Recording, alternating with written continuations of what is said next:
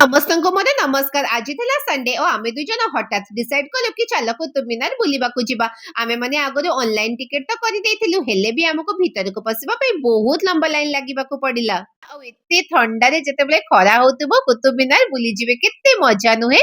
ଦେଖନ୍ତୁ କେତେ ସୁନ୍ଦର ଖରା ହଉଛି ଆଉ ଏତେ ଲମ୍ବା ଲାଇନ ଲାଗିକି ଆମେ ଭିତରେ ପଶିଛୁ ନା, ଟିକେଟ ମିଳିବାଟା ବହୁତ କଷ୍ଟ। ଆଉ ଏଇଠି ଦେଖନ୍ତୁ ଏଇଟା ସେ ସୂର୍ଯ୍ୟ ଘଡି।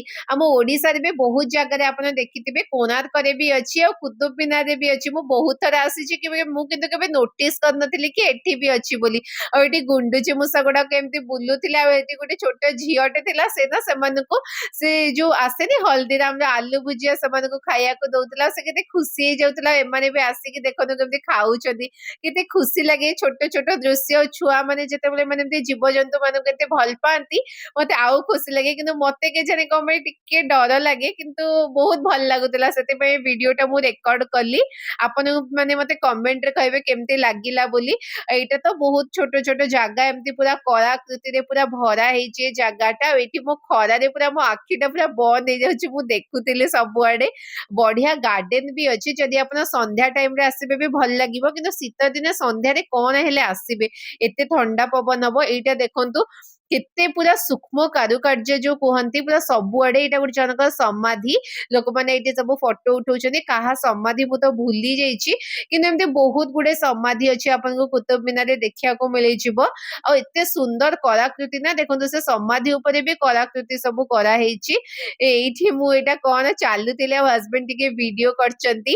ଆପଣ ମାନେ ମତେ ଇନଷ୍ଟାଗ୍ରାମ ରେ ଫଲୋ କରୁଛନ୍ତି କି ନାଇଁ? ଇନଷ୍ଟାଗ୍ରାମ ରେ ଯାଇ ମତେ ଯେମିତି ହେଲେ ଫଲୋ କରନ୍ତୁ। ଆଉ ଏଇ ଜାଗାରେ ତ ଆମେ ବହୁତ ଗୁଡେ ଫଟୋ ଉଠେଇଥିଲୁ, ବଢିଆ ଲାଗୁଥିଲା। ଏଇ ଜାଗାରେ ଟିକେ ଛାଇ ଥିଲା, ଟିକେ ଖରା ଥିଲା। ଯାହାକୁ ବେଶୀ ଖରା କାଟିବ ସେ ଏଇଠି ବସିକି ଆରାମରେ ଦେଖିପାରିବ। କୁତୁବ ମିନାର ତ ପୁରା ପାଖରୁ ଦେଖାଉଥିଲା। ଏଇଠି ଆମେ ଆମ କ୍ୟାମେରା ଚେକ୍ କରୁଥିଲୁ, ପୁରା ହାଇ ରିଜଲ୍ୟୁସନ ରେ ପୁରା ଜୁମ କରିକି ଦେଖୁଥିଲୁ। ପୁରା ତାର ଯୋଉ କୁହନ୍ତିନି ପୁରା ଛୋଟ ଛୋଟ କଣିକା ବି ଦେଖା ଯାଉଥିଲା। ଏଇଟା ଆମେ ସେଇଆ ମଜା କରୁଥିଲୁ ଦି ଜଣ ଯାକ ଠିଆ ହେଇକି। କଣ କରିବୁ ଆଉ, ଘରେ ଗଲେ ତ ଏମିତି ବୋର ବି ଲାଗେ, ତ ଏଇଠି ଟିକେ ବୁଲାବୁଲି ଟିକେ ଚାଲିଥିଲା। ଆଜି ବ୍ଲଗ କରିବାର କାମଟା ମୋ ହଜବେଣ୍ଡ କୁ ଦେଇ ଦେଇଥିଲି। ମୁଁ ତାଙ୍କୁ କହିଥିଲି ଆଜି ବ୍ଲଗ କାମଟା ତମେ କର।